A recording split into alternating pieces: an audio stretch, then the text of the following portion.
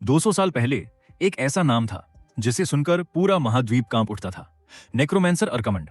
वह इंसान जिसने लाखों मृतकों की सेना खड़ी कर दी थी और पूरी दुनिया को अंधकार में डुबो दिया था।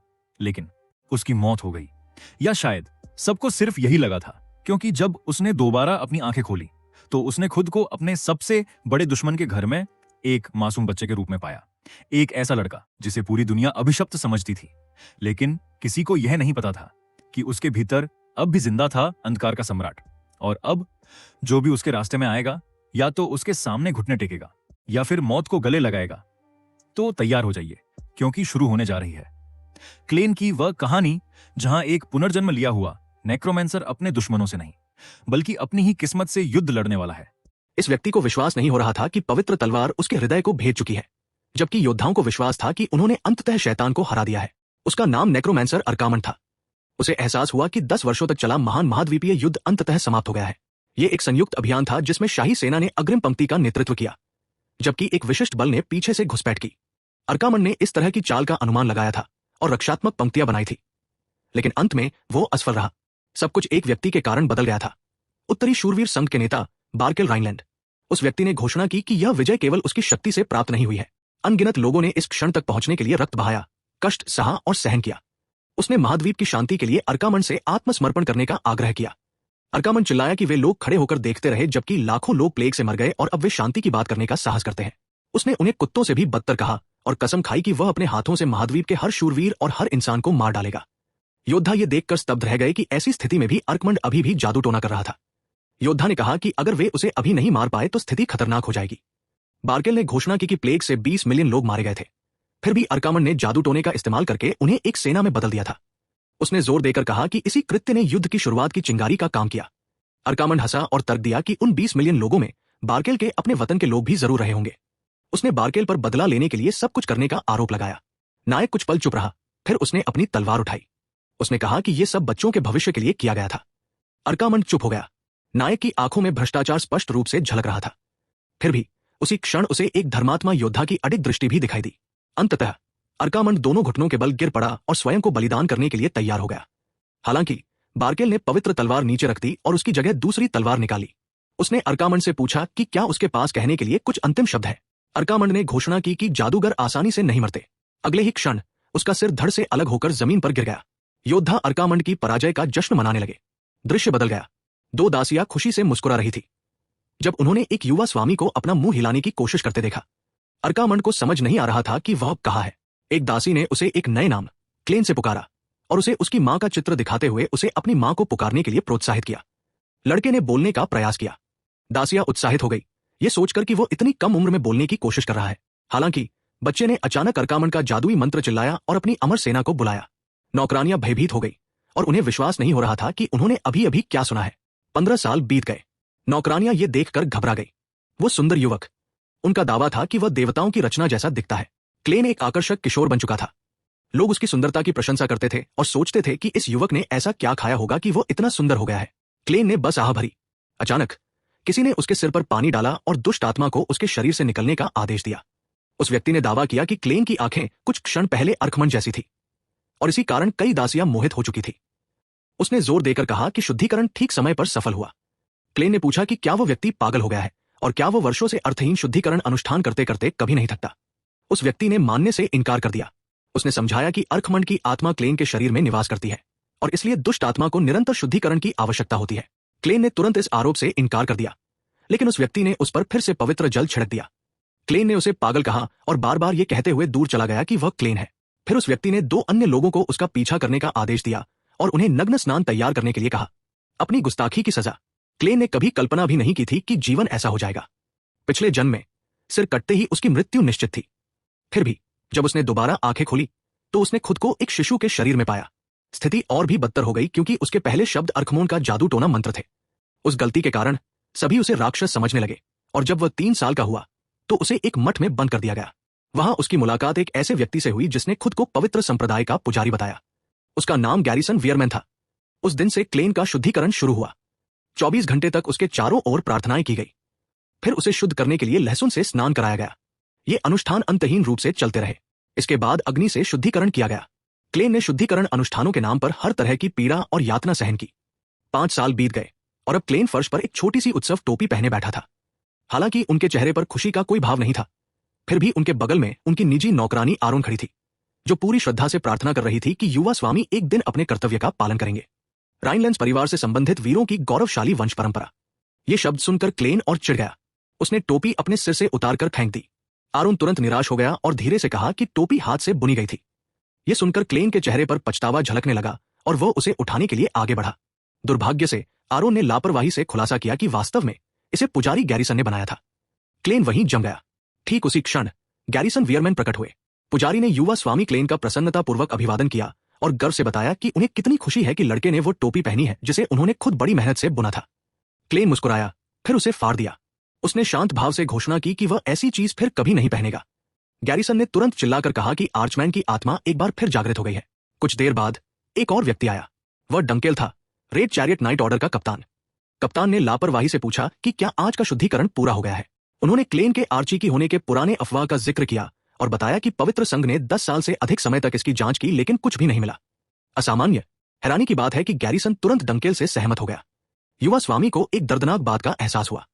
पुजारी उसकी हर बात को अनसुना कर देता था, फिर भी जब भी कोई महत्वपूर्ण व्यक्ति बोलता वह तुरंत उसकी बात मान लेता था। जाने से पहले कप्तान अचानक रुक गया। उसका चेहरा गंभीर हो गया। उसने धीरे से कहा कि हर असंभव अफवाह के पीछे हमेशा एक छोटी सी संभावना छिपी होती है। ये शब्द कहने के बाद गैरिसन भी जाने की तैयारी करने लगा। जाने से पहले उसने क्लेन को शुक्रवार के अनुष्ठान की याद दिलाई। उसे जो जवाब मिला वह तुरंत गायब हो जाने का गुस्से भरा आदेश था। उनके जाने के बाद क्लेन निराशा में सोफे पर गिर पड़ा। वह सचमुच समझ नहीं पा रहा था कि लोगों को सताने में सक्षम कोई व्यक्ति अभी भी पादरी वर्ग का हिस्सा कैसे बना हुआ है। अचान ने उसे एक तौलिया दिया और मासूमियत से पूछा कि क्या उसने आर्चमन होना छोड़ दिया है। क्लेन ने तुरंत इनकार कर दिया। वह अब उस पहचान से कोई वास्ता नहीं रखना चाहता था। अपने दिल में वह सच्चाई समझ गया था।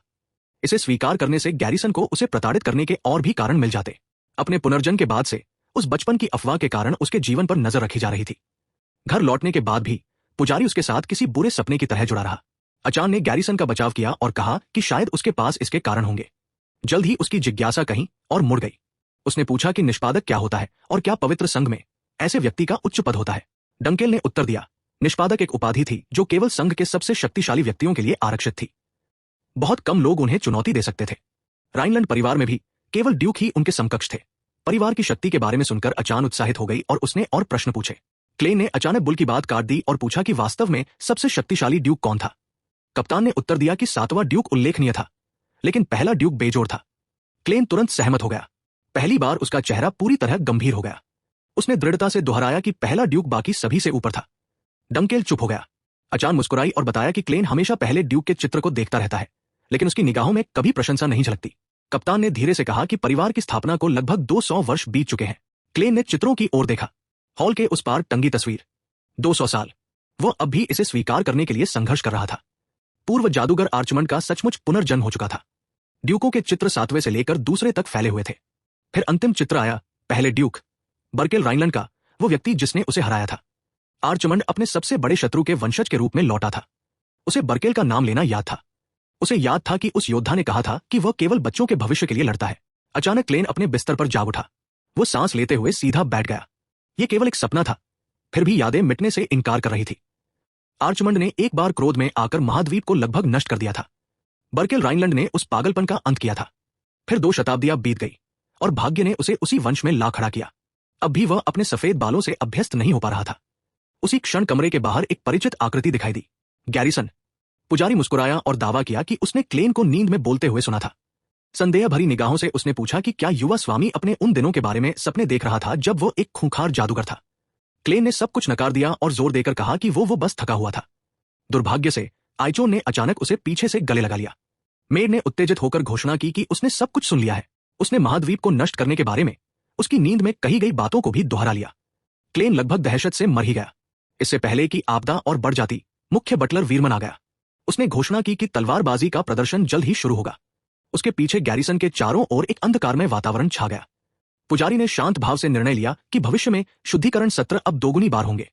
क्लेन ने तुरंत डर के मारे आइचोन का मुंह ढक दिया। उसकी चीखें बाहर गूंज उठीं, जबकि वह इस पागलपन भरी सजा का विरोध कर रहा था। जब वे हॉल से गुजर रहे थे, बटलर वीरमन ने फिर से प्रदर्शन का जिक्र किया। ड्यूक ने व्यक्तिगत रूप से क्लेन को भाग लेने का आदेश दिया था। युवा स्वामी आश्चर्यचकित रह गया। उसके पिता ने उसे पहले कभी आमंत्रित नहीं किया था। जब क्लेन ने पूछा क्यों, तो बटलर ने बताया कि शाखा परिवारों के रिश्तेदार मिलने आए हैं। इस जवाब ने तुरंत उसका मूड खराब कर दिया। परेशान करने वाले रिश्तेदार पहले ही आ चुके थे। उनमें से एक ने उसका मजाक उड़ाया और व्यंग्यपूर्वक उसे स्वामी अकमेंट कहा। ये लोग उसके चचेरे भाई थे। पिता की तरफ उत्तरी शाखा एक क्षेत्र में बेहिचक भोजन कर रही थी। कुछ दूरी पर पश्चिमी शाखा खड़ी थी। उनमें से एक सुनहरे बालों वाली लड़की ने अपने आकर्षक रूपरंग से सबका ध्यान खींचा। एक अन्य रिश्तेदार ने चिल्लाकर पूछा कि क्या क्लेन बहरा हो गया है। सफेद बालों वाले लड़के ने उसे पूरी तरह से अनसुना कर दिया। अपमान जारी रहा। उन्होंने दावा किया कि उसके जैसा व्यक्ति राइनलैंड परिवार में रहने लायक नहीं है। उसने स्वीकार किया कि उसे उनमें से किसी का भी नाम मुश्किल से याद है। उसके लिए परिवार पहले ही पतन की ओर अग्रसर हो चुका था। दूर के रिश्तेदारों का सीधे वारिस पर आरोप लगाने की हिम्मत करना ही काफी था। तलवारबाजी का प्रदर्शन आखिरकार शुरू हुआ। दो पहलवान अखाड़े में उतरे। बैंगनी बालों वाले तलवारबाज के सिर पर सीधा प्रहार हुआ। पीछे हटने के बजाय डाल्टन ने पलटवार किया और एक उचित लड़ाई की मांग की। डेलन ने घोषणा की कि मैच पहले ही समाप्त हो चुका है। डाल्टन ने तुरंत इसे अस्वीकार कर दिया और बिना किसी हिचकिचाहट के हमला जारी रखा। सुनहरे बालों वाले लड़के ने शांत भाव से मुस्कुराते हुए कहा कि जब तक परिवार के लिए आशा बाकी है, तब तक आगे बढ़ने का हमेशा एक कारण रहेगा। ये युवक डेलन राइनलैंड था। वह क्लेन का सौतेला भाई और सबसे महान था। राइनलैंड परिवार ने हाल के वर्षों में एक विलक्षण प्रतिभा का सृजन किया है। उनकी असाधारण प्रतिभा के कारण ही परिवार ने एक कुशल तलवारबाज के रूप में अपनी छवि बरकरार रखी है। बैंगनी बालों वाले योद्धा ने चिल्लाते हुए कहा कि यह प्रयास अलग होगा और फिर से हमला कर दिया। उसी क्षण क्लेन की आंखों में हल्की बैंगनी रोशनी चमकने लगी। डाल्टन लकड़ी की तलवार हाथ में लिए डेलन की ओर तेजी से बढ़ा। सुनहरे बालों वाला उत्तराधिकारी सहजता से आगे बढ़ा। पीले रंग की आभा से घिरा हुआ, उसने लगभग अवास्तविक लगने वाले सहज कदमों से हमले को टाल दिया। क्लेन की आंखें चौड़ी हो गई। वो सब कुछ देख सकता था, उसकी हरकतें, उसके पैरों की चाल। डाल्टन निराश हो गया और एक और हमले की तैयारी करने लगा। इसी बीच क्लेन ने राइनलैंड परिवार की तकनीक से प्रवाहित हो रहे माना ऊर्जा प्रवाह को महसूस किया। अगले ही पल डेलन ने डाल्टन की कलाई पर लात मारी। मुकाबला तुरंत समाप्त हो गया। अपने प्रतिद्वंद्वी के निहत्थे होने पर डेलन मुड़ गया और शांत भाव से कहा कि उसने उसे परिणाम के बारे में पहले ही चेतावनी दे दी थी। दर्शक खुशी से झूम उठे। सभी ने तुरंत पहचान लिया, उल्कापिंड तलवार। क्लेन ने अपनी आंखें मल ली। उनके लिए यह प्रदर्शन किसी जीत से कम और शाखा परिवारों की ओर निर्देशित एक संदेश की तरह अधिक प्रतीत हुआ। अचानक किसी ने उसका नाम पुकारा। आवाज डेलन की थी। उसका सौतेला भाई पास आया और पूछा कि क्लेन कब से देख रहा है। डेलन ने माना कि अगर उसे पता होता कि उसका छोटा भाई मौजूद है तो वह और ज्यादा कोशिश करता। क्लेन चुपचाप उसे देखता रहा। असाधारण प्रतिभा, एक प्रिय उत्तराधिकारी।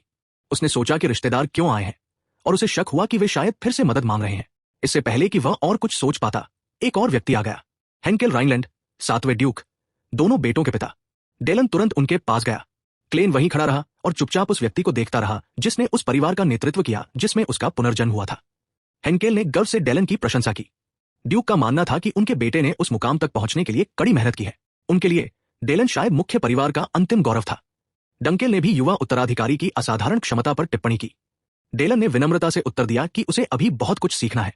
फिर हेंकेल ने पहले ड्यूक द्वारा दिए गए उन उपदेशों को दोहराया जो घर के हर शूरवीर के कर्तव्य से संबंधित थे। डेलन ने उन शब्दों को सम्मानपूर्वक स्वीकार किया। इसके बाद ड्यूक ने क्लेन की ओर रुख किया। सफेद बालों वाला लड़का तुरंत अकड़ गया। धीरे से हेंकेल ने हाथ बढ़ाया। उसका हाथ क्लेन के सिर पर टिका। ड्यूक ने धीरे से कहा कि वह अभी भी क्लेन के शरीर में माना शक्ति महसूस नहीं कर पा रहा है। क्लेन ने अपना सिर नीचे कर लिया। उसने माफी मांगी। अपने दिल में उसे लगता था कि वह सिर्फ अतिरिक्त वजन बनकर रह गया है। डंकेल ने उसका बचाव करने की कोशिश की। कप्तान ने सबको याद दिलाया कि क्लेन ने अपना बचपन एक मठ में कैद में बिताया था। फिर भी कानाफूसी खेलती रही। लोग उसकी तुलना डेलन से करने लगे। वे इस बारे में बात करने लगे कि दूसरे उत्तराधिकारी के पास कोई माना नहीं है। शाखा के रिश्तेदार कहने लगे कि सीधे उत्तराधिकारी कमजोर है। क्लेन चला गया। अपमानों से उसे कोई फर्क नहीं पड़ा, लेकिन फिर उसे बर्केल राइनलैंड याद आ गया। उसे वो शूरवीर याद आया जिसने बच्चों के भविष्य की रक्षा करने की बात कही थी। क्लेन ने अपनी मुट्ठी भींच ली। उसकी आंखों में निराशा की आग जल रही थी। वह चुपचाप सोच रहा था कि जिस नायक ने उसे हराया था, उसका परिवार इतना नीचे कैसे गिर गया। जब सब जाने की तैयारी कर रहे थे, तभी एक रिश्तेदार ने फिर उसका मजाक उड़ाया। वह डाल्टन था। उसने क्लेन को उकसाया और पूछा कि मुख्य वंश का एक युवा सरदार तलवार चलाना भी कैसे नहीं जानता। अपमान का सिलसिला जारी रहा। डाल्टन ने उसे कलंक कहा। परिवार के बारे में क्लेन ने पीछे मुड़कर देखा, फिर शांत भाव से बताया कि डाल्टन भी एक शाखा परिवार से है। उसने लड़कियों से जुड़ी अफवाहों का जिक्र किया। डाल्टन जम गया। क्लेन ने पूछा कि क्या पैसा उन कहानियों को दबाने में नाकाम रहा। एक झटके में क्लेन ने उसे जमीन पर पटक दिया। डाल्टन नीचे से गुस्से से चिल्लाया। उसने क्लेन का फिर से अपमान किया और अपनी मां से जुड़े रहस्य का जिक्र किया। क्लेन रुक गया। वो धीरे धीरे मुड़ा। उसका चेहरा पूरी तरह बदल गया। उसकी आंखों का दबाव ही डाल्टन को डरा गया। मुद्दा उसकी मां कभी नहीं थी। मुद्दा शाखा परिवारों का अहंकार था। उसकी बैंगनी आंखें चमक उठीं। उसने सोचा कि बर्केल राइनलैंड के वंशज ऐसे लोग कैसे बन गए। इससे पहले कि बात और बिगड़ती, डंकेल बीच में आ गया। कप्तान ने डाल्टन को चेतावनी दी कि सीधे वारिस का अपमान अब बर्दाश्त नहीं किया जाएगा। डाल्टन ने अपने दांत भींच लिए। वो कमांडर का विरोध नहीं कर सका। जाते समय भी उसने क्लेन का फिर से मजाक उड़ाया और उसे सुरक्षा के पीछे छिपने वाला कायर कहा। डंकेल ने अपना हाथ अपनी तलवार पर रखा। वो किसी भी संकट के लिए तैयार था। क्लेन चुप रहा। तभी उसके मन में एक विचार आया। डंकेल की ओर मुड़कर उसने पूछा कि क्या उसके पास कोई अतिरिक्त तलवार है। रात हो चुकी थी। जंगल के भीतर डंकेल ने एक तलवार क्लेन को सौंप दी। क्लेन ने बिना कुछ कहे उसे स्वीकार कर लिया। वह चुपचाप डेलन की हरकतों को याद कर रहा था। क्या उल्कापिंड वाली तलवार का इस्तेमाल सचमुच इस तरह किया गया था? उसे पुष्टि चाहिए थी। डंकेल चिंतित दिख रहा था। उसके लिए यह प्रयास व्यर्थ था। क्लेन के पास कोई माना नहीं थी। माना के बिना नाइट बनना असंभव होना चाहिए था। उल्कापिंड वाली तलवार का इस्तेमाल करना तो और भी बेतुका होना चाहिए था। लेकिन क्लेन ने अपना ध्यान केंद्रित किया। डेलन की पदचाप उसकी स्मृति में पूरी तरह अंकित थी। तलवार का कोण, वार, माना का प्रवाह, हर हरकत, सब कुछ एकदम स्पष्ट था। उसकी आंखें बैंगनी रंग से चमक रही थी। उसने हर विवरण को आत्मसात कर लिया। अचानक डंकेल को कुछ अजीब सा महसूस हुआ। वह मुड़ा। क्लेन के चारों ओर एक गहरा आभा मंडल था। कप्तान अविश्वास से देखता रहा। यह असंभव होना चाहिए था। फिर क्लेन ने वार किया। बैंगनी ऊर्जा आगे की ओर विस्फोटित हुई। हमले ने पास की एक चट्टान को चकनाचूर कर दिया। तकनीक को भयावह सटीकता के साथ अंजाम देते समय उसकी आंखें तेजी से चमक रही थी। अंधेरे में लिपटा हुआ वो बिल्कुल अलग दिख रहा था। डंकेल अवाक खड़ा था। वो युवा मालिक को मुश्किल से ही कुछ कह पा रहा था। नाम। क्लेन मुस्कुराया। शायद वह सचमुच इस शक्ति का उपयोग कर सकता था। कहीं और एक और शुद्धिकरण अनुष्ठान शुरू हो चुका था। एचियन अविश्वास से देखती रही। उसके बगल में गैरिसन खड़ा था। क्लेन एक बार फिर पानी में डूब गया। पुजारी ने खुशी से कहा कि युवा स्वामी अब सतह के नीचे 1 मिनट से अधिक समय तक जीवित रह सकता है। एचियन हैरान दिखी। गैरिसन ने अगली बार एक्वेरियम का उपयोग करने का सुझाव भी दिया। क्लेन अंततः हांफते हुए बाहर निकला। उसने शिकायत की कि अनुष्ठान गैरिसन की अपेक्षा से अधिक समय तक चला। गैरिसन हंसा और दावा किया कि उसने एक अशुभ ऊर्जा का अनुभव किया था। जॉन ने जल्दी से क्लेन को एक तौलिया दिया। जल्द ही डंकेल एक पत्र लेकर आया। उसने बताया कि डाल्टन ने इसे भेजा है। क्लेन पहले तो भ्रमित लग रहा था। फिर उसे डिलियन द्वारा पराजित रिश्तेदार की याद आई। निमंत्रण में एक शिकार प्रतियोगिता का जिक्र था। क्लेन ने अपनी आंखें सिकोड़ी। उसके लिए यह स्पष्ट था। यह उसे बाहर लुभाने का मात्र एक बहाना था। डंकेल ने पूछा कि क्या वह स्वीकार करने की योजना बना रहा है। क्लेन मुस्कुराया। मना करने का कोई कारण नहीं था। उसकी निगाह तलवार पर टिक गई। वो अपने मन में बार बार डिलियन की तकनीक को दोहराता रहा। तभी उसे अपने नए जीवन के बारे में सच्चाई का पता चला। उनकी क्षमता अद्भुत थी। वे किसी भी तकनीक को एक बार देखने के बाद हूबहू दोहरा सकते थे। डंकेल बस चुपचाप देखता रह गया। कुछ देर रुकने के बाद उसने गाड़ी तैयार करने की सहमति दे दी। उसी क्षण गैरिसन ने अचानक घोषणा की कि वह भी यात्रा में शामिल होगा। क्लेन तुरंत चिढ़ गया और पूछा कि इस बार पुजारी की क्या योजना है। गैरिसन ने असामान्य गंभीरता से उत्तर दिया। किसी कारणवश उसे उस सुबह से ही एक अशुभ ऊर्जा का आभास हो रहा था। जल्द ही गाड़ी राइनलैंड एस्टेट से रवाना हो गई। जंगल के रास्ते से गुजरते हुए गाड़ी के पहिए लगातार कांप रहे थे। अंदर एक जॉन बेहद दुखी लग रही थी। लगातार हिलने डुलने से उसे चक्कर आ रहे थे। क्लेन ने समझाया कि जंगल के रास्ते पहली बार आने वालों के लिए मुश्किल होते हैं। बाकी का सफर शांति से बीत गया। क्लेन बाहर के नजारे को देखता रहा। घना हरा जंगल दूर दूर तक फैला हुआ था। उसके विचार 200 साल पहले के अतीत में चले गए। उस समय यह भूमि केवल बर्फ और लाशों से ढकी हुई थी। मृतकों से भरी यह जगह अब जीवन से भरपूर हो गई थी। उसने चुपचाप स्वीकार किया कि यह सब बर्केल की वजह से ही संभव हुआ था। राइनलैंड। आखिरकार गाड़ी रुक गई। बाहर कदम रखते ही क्लेन अपने सामने फैली विशाल जागीर को निहारने लगा। हवेली बेहद भव्य थी। उम्मीद से कहीं ज्यादा आलीशान। यह मशहूर कॉर्नवेल परिवार की जागीर थी। बच्चों की शिकार प्रतियोगिता के लिए इतना पैसा खर्च करना हास्यास्पद लग रहा था।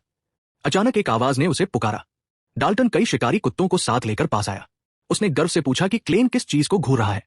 फिर उसने बेशर्मी से शेखी मारी कि यह जागीर मुख्य परिवार से अर्जित धन से बनाई गई है। अचानक एक कुत्ता क्लेन पर गुर्राया। क्लेन ने तुरंत ध्यान दिया। उसने पूछा कि असली शिकार कब शुरू होगा। डाल्टन मुस्कुराया। उसने हाथ बढ़ाया और क्लेन को ध्यान से देखने को कहा। फिर उसने सभी कुत्तों को छोड़ दिया। प्रतियोगिता शुरू हो चुकी थी। जानवरों को लुभाने के लिए पहाड़ पर मांस के टुकड़े बिखेर दिए गए थे। डाल्टन ने गर्व से समझाया कि भूखे कुत्तों की इंद्रियां इंसानों से कहीं ज्यादा तेज होती हैं। हाथ में धनुष लिए वह उनके पीछे चल पड़ा। एक भूखा जानवर चारे के एक टुकड़े तक पहुंच गया। एक तीर चला। कुत्ता चिल्ला उठा और तीर चले। जानवर कराहते हुए इधर उधर भागने लगे। डाल्टन हंस पड़ा। उसके लिए यह मायने रखता था मनोरंजन। एचॉन क्लेन की ओर तेजी से बढ़ी। डाल्टन ने उसे तुरंत देख लिया। उसने उसे क्लेन की नौकरानी के रूप में पहचान लिया। एक परेशान करने वाली मुस्कान के साथ उसने उसके सिर पर हाथ रखा और घोषणा की कि उसे एक नई नौकरी मिलेगी। फिर उसने उसका हाथ पकड़ लिया। अचानक एक और हाथ ने उसकी कलाई पकड़ ली। क्लेन, उसने डाल्टन को चेतावनी दी कि वह तुरंत अपना हाथ हटा ले, अन्यथा वह स्वयं उसकी कलाई तोड़ देगा। डाल्टन पीछे हट गया। वो क्लेन का अपमान करते हुए आगे बढ़ा। फिर वह एक घोड़े पर सवार हुआ और क्लेन को अपने पीछे आने की चुनौती दी। पूर्व जादूगर दूसरे घोड़े पर चढ़ गया। जाने से पहले उसने डंकेल को एच ऑन के साथ रहने का निर्देश दिया। उसने एक जादुई संकेत स्क्रोल भी सौंप दिया। कमांडर ने उसे तुरंत पहचान लिया। क्लेन ने समझाया कि यह बिना माना के काम करता है। अगर गैरिसन अचानक गायब हो जाता है तो कुछ गंभीर घटना घटी है। डंकेल को इसे तुरंत सक्रिय करने का आदेश दिया गया। उसके बाद क्लेन घोड़े पर सवार होकर चला गया। दूर गैरिसन चुपचाप देखता रहा। रात धीरे धीरे आकाश को ढक रही थी। क्लेन जंगल से होकर गुजरा। डाल्टन ज्यादा दूर नहीं जा सका होगा। अचानक वो रुक गया। डाल्टन आगे बैठ गया। उसके चारों ओर शिकार करने वाले कुत्तों के शव जमीन पर बिखरे पड़े थे। रिश्तेदार ने शांति से उसका अभिवादन किया और दावा किया कि वह आखिरकार पहुंच गया है। क्लेन अपने घोड़े से नीचे उतरा। यह दृश्य समझ से परे था। घास पर मरे हुए जानवर बिखरे पड़े थे। डाल्टन मुस्कुराया। उसने इसे आज की प्रतियोगिता का भव्य समापन कहा। फिर उसने अपनी तलवार निकाली। उसका अंतिम लक्ष्य क्लेन स्वयं था। डाल्टन ने खुलेआम घोषणा की कि वह उसे मारना चाहता है। बाद में वह क्लेन का सिर काटकर डाल्टन को एक ट्रॉफी के रूप में भेंट करेगा। क्लेन ने उसे निराशा से देखा। उसके लिए यह दयनीय था। डाल्टन ने अचानक परछाइयों में छिपे हुए आदमियों को प्रकट किया। और भी लोग आगे बढ़े। घात लगाकर हमला करने की तैयारी पहले ही हो चुकी थी। किसी ने तो मुख्य परिवार के पतन का मजाक भी उड़ाया। फिर भी क्लेन ने कोई आश्चर्य नहीं दिखाया। डाल्टन डींगे मारता रहा। कल लोग हंसेंगे। वे दूसरे वारिस की मौत के बारे में बात करेंगे जो शिकारी कुत्तों के बीच मारा गया। क्लेन को फिर से बर्केल की याद आ गई। बच्चों के भविष्य की रक्षा करने वाले शब्द उसके दिमाग में गूंज उठे। एक हल्की सी हंसी निकल गई। डाल्टन ने भौहें चढ़ाई। जल्द ही क्लेन बेकाबू होकर हंसते हुए अपना चेहरा ढक लिया। डाल्टन उलझन में देखता रहा। क्या डर ने आखिरकार उसे तोड़ दिया था? हंसी रुक गई। क्लेन ने धीरे से अपना सिर उठाया। उसने डाल्टन को बुलाया। एक नासमझ बच्चे से ज्यादा कुछ नहीं, जिसने हद पार कर दी थी। डाल्टन की आंखों में दहशत छा गई। क्लेन की निगाहें लाल हो गई। उसने ऐलान किया कि रेनलैंड परिवार उसके पतन पर बना था और अब डाल्टन जैसे लोग इसे कलंकित कर रहे हैं। नीली ऊर्जा बाहर की ओर फैल गई। डाल्टन घबरा गया। उसने चिल्लाकर कहा कि यह जादू है, लेकिन क्लेन के पास कोई माना नहीं था। अंधेरी शक्ति की ज्वालाएं उसे घेर लिया। पूर्व जादूगर ने शांत भाव से सच्चाई बताई। यह जादू नहीं था, यह काली ऊर्जा थी। छिपे हुए लोग डर के मारे पीछे हट गए। डाल्टन को आखिरकार उन शब्दों का मतलब समझ आ गया। क्लेन मुस्कुराया।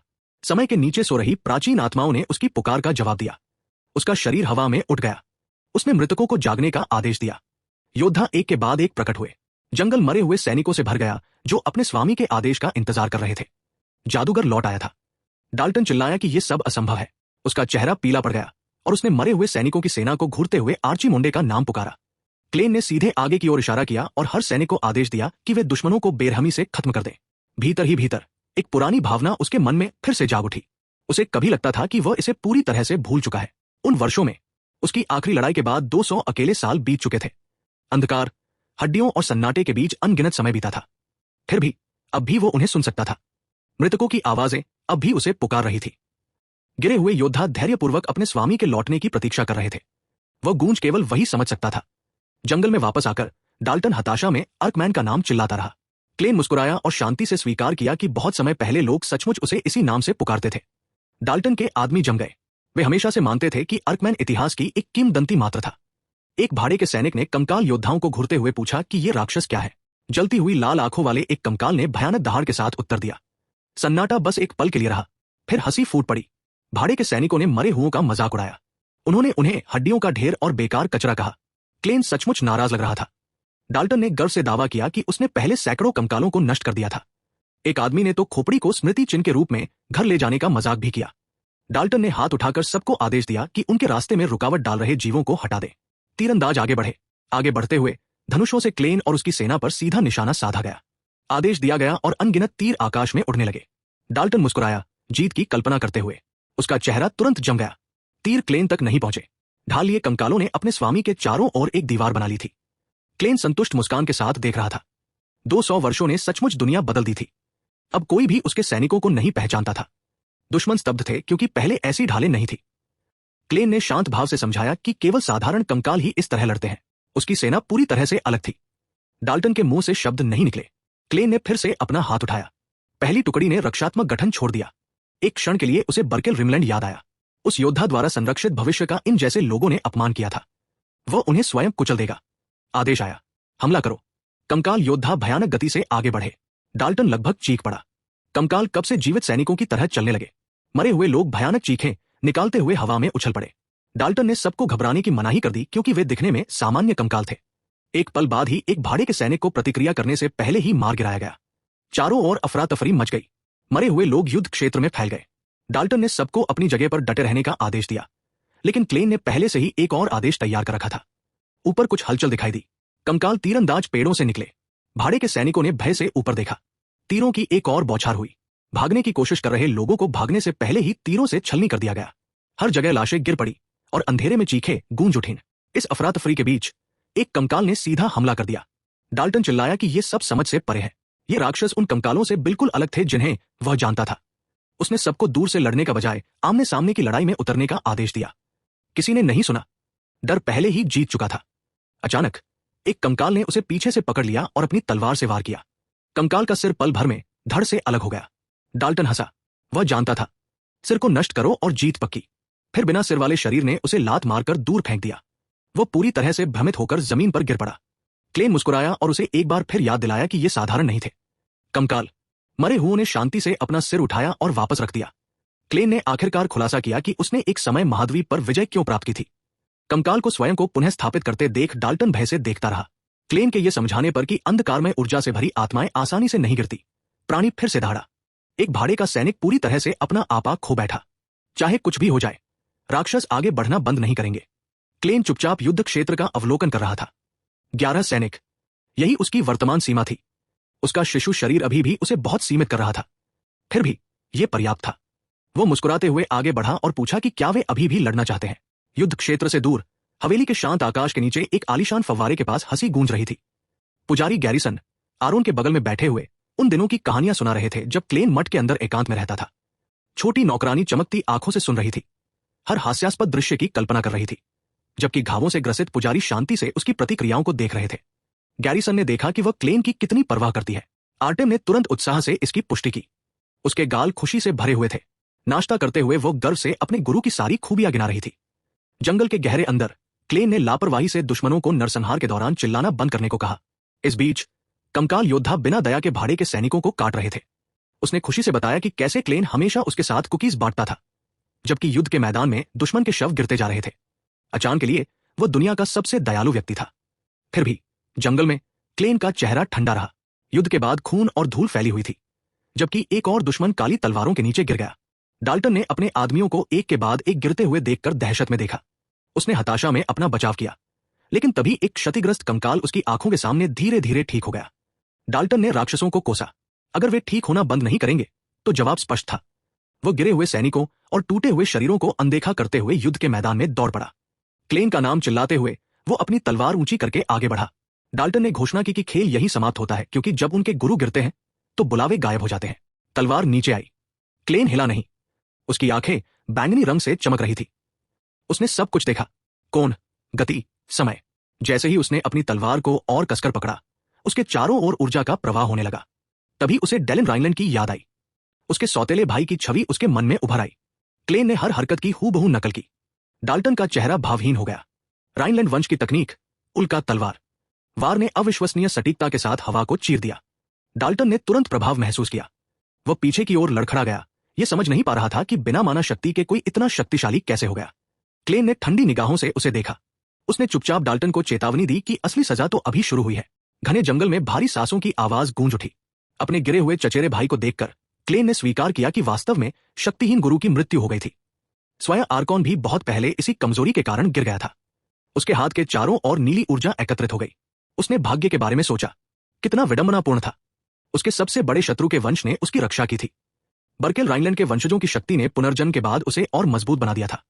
क्लेन ने अंततः इसे स्वीकार कर लिया।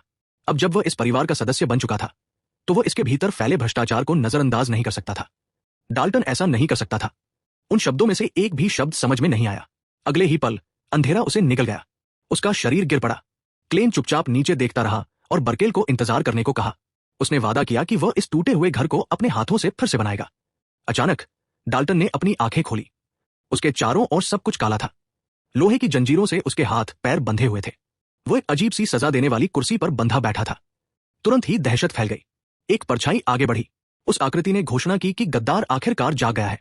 अपना परिचय देते हुए उस लोक के स्वामी ने इसे महान आर्कॉन मोन द्वारा निर्मित पतितों की दुनिया बताया। डाल्टन भय से देखता रहा। क्या यही परलोक था? क्लेन ने डाल्टन द्वारा की गई हर क्रूरता, मनोरंजन के लिए सताए गए जानवरों, शिकार के बहाने किए गए अंतहीन दुर्व्यवहारों को गिनाना शुरू कर दिया। उसे डाल्टन की हर वो मुस्कान याद थी जो वो ये सब करते समय उसके चेहरे पर होती थी। डाल्टन ने चुप रहने की गुहार लगाई। उसने रिहाई की मांग की। उसने धमकी दी, फिर रुक गया। यादें लौट आई। क्लेन का ब्लेड, वो आखिरी बार। उसने खुद को देखा। कोई घाव नहीं। क्लेन ने शांत भाव से समझाया, डाल्टन पहले ही गिर चुका था। अब केवल न्याय बाकी था। डाल्टन टूट गया। डर ने उसे जकड़ लिया। क्लेन ने उसे ध्यान से सुनने को कहा। पास आती आवाजें बदले की थी। जिन जानवरों के साथ उसने बुरा बर्ताव किया था वे भूखे हो गए थे। डाल्टन चीख उठा। दर्द ने उसे जकड़ लिया। आखिरकार उसे एहसास हुआ कि यह खाई उसकी अपनी क्रूरता से बनी है। वास्तविकता में लौटकर उसका हारा हुआ शरीर जंगल में बेजान पड़ा था। क्लेन चुपचाप खड़ा रहा जबकि हवा पेड़ों से होकर गुजर रही थी। उसने अपनी तलवार रख दी और किसी के आने से पहले जाने की तैयारी करने लगा। उसके चारों ओर कंकाल सैनिक धीरे धीरे अंधेरे में गायब हो गए। क्लेन ने चुपचाप उस गिरी हुई आत्मा का शुक्रिया अदा किया जिसने उसकी मदद की थी। एक बार फिर अकेला क्लेन ने बर्बाद युद्ध क्षेत्र को देखा। वह चुप रहा। 200 साल का अंधेरा। 2 शताब्दियों की चुप्पी के बाद जादूगर का क्या उद्देश्य था? अचानक अंधेरे से एक आवाज आई। अजनबी ने माना कि वह इस तरह की जगह पर निषिद्ध कलाओं का उपयोग देखकर हैरान था। क्लेन तुरंत आवाज की ओर मुड़ा और पूछा कि घुसपैठिया कौन है और क्या उसने सब कुछ देख लिया है। नकाबपोश आकृति ने शांत भाव से उत्तर दिया कि स्पष्टीकरण की कोई आवश्यकता नहीं है क्योंकि क्लेन वैसे भी कभी नहीं समझेगा। अजनबी के हाथ के चारों ओर हरी रोशनी जमा हो गई, एक के बाद एक, और शरीर धीरे धीरे उठने लगे जमीन से। जैसे ही क्लेन ने तकनीक देखी उसने तुरंत पहचान लिया। ये मृतकों को वश में करने के लिए इस्तेमाल की जाने वाली पुनरुत्थान कलाएं थी। उसे तुरंत एहसास हुआ उसके सामने खड़ा व्यक्ति एक और जादूगर था। अजनबी ने स्वीकार किया कि डाल्टन असफर हो गया था, लेकिन लाशों का भविष्य की योजनाओं के लिए अभी भी महत्व था। इस बीच जागीर में आयन उत्साह से डंकेल को क्लेन के बारे में मजेदार कहानियां सुनने के लिए मनाने की कोशिश कर रही थी। कमांडर ने मुश्किल से ही कोई प्रतिक्रिया दी। उसकी नजरें जादुई संकेत स्क्रॉल पर टिकी रहीं। कुछ गड़बड़ लग रही थी। 3 घंटे बीत चुके थे और उसके अंदर एक अप्रिय भावना बढ़ती जा रही थी। आखिरकार डंकेल ने हिलने का फैसला किया, लेकिन कई गार्डों ने उसका रास्ता रोक दिया। उन्होंने जोर देकर कहा कि अपनी जगह छोड़ने से मुसीबत होगी क्योंकि प्रतियोगिता अभी खत्म नहीं हुई थी। डंकेल ने अपनी आंखें सिकोड़ी और तुरंत उनकी वर्दी पर कॉर्नवाल का प्रतीक चिन्ह देखा। डाल्टन के लोग। सब कुछ अचानक स्पष्ट हो गया। कमांडर ने उन्हें फिर से दखल न देने की चेतावनी दी। केवल उसका लहजा ही उन्हें डराने के लिए काफी था। उसके बाद वो आयन की ओर मुड़ा और समझाया कि युवा मालिक बहुत देर से गायब है। उसने उसे सुरक्षित लौटने का आदेश दिया। गैरिसन। तभी एक और गार्ड बोला। पुजारी पहले ही गायब हो चुका था। सब जम गए। डंकेल को तुरंत गैरिसन द्वारा पहले बताई गई भयावह ऊर्जा की याद आ गई। पुजारी पहले ही आगे बढ़ चुका था। एक पल भी बर्बाद किए बिना कमांडर अपने घोड़े पर सवार हुआ और सिग्नल स्क्रोल को अपने दांतों के बीच कसकर पकड़े हुए जंगल की ओर दौड़ पड़ा। उसे यकीन था कि कुछ भयानक हुआ है। जंगल के गहरे हिस्से में क्लेन मृतकों की दूसरी सेना के सामने अकेला खड़ा था। क्लेन ने जल्दी से स्थिति का जायजा लिया। उसकी पिछली लड़ाई में उसकी लगभग सारी काली ऊर्जा खत्म हो चुकी थी। दोबारा बुलाना असंभव था। दुश्मन हंसा। उसके अनुसार बच्चे का शरीर अपनी सीमा तक पहुंच चुका था। उसने अपना हाथ उठाया। आदेश आया। मरे हुए लोगों की सेना ने हमला कर दिया। क्लेन ने केवल अपनी मुट्ठी भींची। दुश्मन को सच में विश्वास था कि वह उसे इस तरह खत्म कर सकता है। क्लेन की आंखों में बैंगनी रोशनी दिखाई दी। उसने चुपचाप नेक्रोमैंसर को बताया कि सब कुछ पहले ही गलत हो चुका है। सुनहरी रोशनी बाहर की ओर खूटी और पूरे युद्ध क्षेत्र को रोशन कर दिया। लाशें बिना समझे भागती रहीं कि क्या हो रहा है। दिव्य रक्षक आगे बढ़ा। उसने तुरंत हमला किया और एक ही वार में हमलावर राक्षसों को नष्ट कर दिया। उसकी आंखों में सुनहरी रोशनी भर गई। एक प्रार्थना हुई। दिव्य ऊर्जा युद्ध क्षेत्र में फैल गई और मरे हुओं को मिटा दिया। पवित्र शक्ति के सीधे प्रहार से नकाबपोश नेक्रोमैंसर चीख उठा।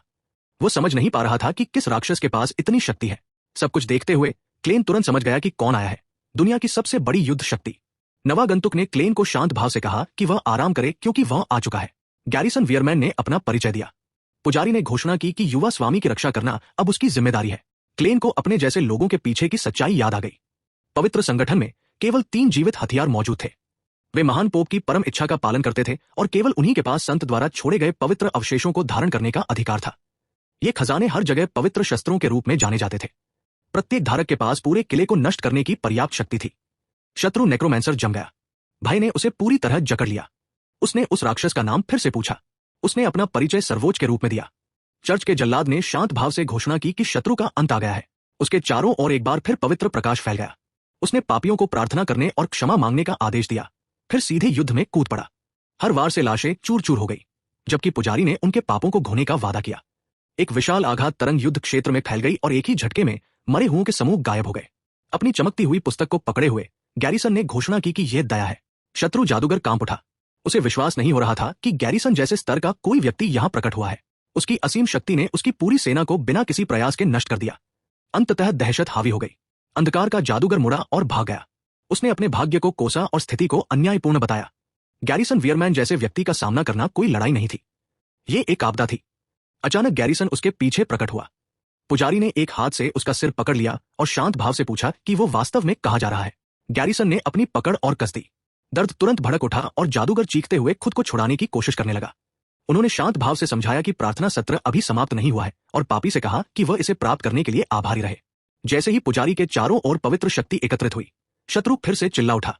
गैरिसन ने न्याय को अंतिम रूप देने के लिए दिव्य प्रकाश का आह्वान किया। इस बीच क्लेन पूरी लड़ाई देखने के बाद धीरे धीरे पहाड़ी से नीचे उतर रहा था। जंगल खंडहरों और क्षतविक्षत शवों से भरा एक मैदान बन चुका था। उसका चेहरा तुरंत कठोर हो गया क्योंकि वे अवशेष सामान्य नहीं लग रहे थे। उसी क्षण गैरिसन ने उसका नाम पुकारा। पुजारी केवल एक कदम हिला। क्लेन पूरी तरह से तनावग्रस्त हो गया। उसके चेहरे पर ठंडा पसीना आ गया क्योंकि 2 जन्मों के बाद भी वो अकल्पनीय शारीरिक शक्ति अभी भी राक्षसी लग रही थी। अचानक गैरिसन अजीब तरह से मुस्कुराया और बताया कि जैसे ही उसने काली ऊर्जा को महसूस किया, वो तुरंत वहां पहुंच गया। पुजारी शांत लेकिन धमकी भरे स्वर में बोलता रहा, ये कहते हुए कि वो आभा पराजित जादूगर की नहीं लग रही थी। क्लेन ने मुश्किल से सांस ली। अगर वो लापरवाही से आगे बढ़ा तो ये कट्टर पुजारी उसे वहीं मार डालेगा। सौभाग्य से एक परिचित आवाज ने तनाव को तोड़ दिया। कमांडर डंकेल घोड़े पर सवार होकर युवा स्वामी को पुकारते हुए आ गया। क्लेन राहत की सांस लेते हुए उसकी ओर मुड़ा, लेकिन उसी समय थकावट भी हावी हो गई। क्षण भर में ही जादू टोने के इस्तेमाल से उसका शरीर अपनी सीमा पार कर चुका था। क्लेन को धूल, खून और युद्ध के निशानों से लथपथ देखकर डंकेल घबरा गया। कमांडर अपने चलते घोड़े से कूदा और जैसे ही लड़का एक घुटने पर गिरा, वो उसकी ओर दौड़ा। उसे कसकर पकड़कर उसने जवाब मांगे, लेकिन क्लेन ने कमजोर स्वर में कहा कि चिल्लाना बंद करो क्योंकि उसके पैर जवाब दे चुके थे। स्थिति को समझने की कोशिश करते हुए डंकेल ने पूछा कि डाल्टन कहां होना चाहिए था। क्लेन ने शांत भाव से जवाब दिया और स्वीकार किया कि उसने अपने ही चचेरे भाई को मार गिराया। इसे सही ठहराने के लिए उसने बताया कि डाल्टन ने पहले हमला किया और बिना किसी झिझक के उसे जान से मारने की कोशिश की। एक बूढ़े रईस ने गुस्से में अपना हाथ पटका और पूछा कि क्या सभी को सच में लगता है कि उसके बेटे ने हत्या का प्रयास किया था। काउंट ने जोर देकर कहा कि डाल्टन एक शूरवीर था और सभी पर अपने परिवार की इज्जत मिट्टी में मिलाने की कोशिश करने का आरोप लगाया। तभी एक सुनहरे बालों वाला रईस खड़ा हुआ और असली अपराधी पर ध्यान केंद्रित करने का सुझाव दिया।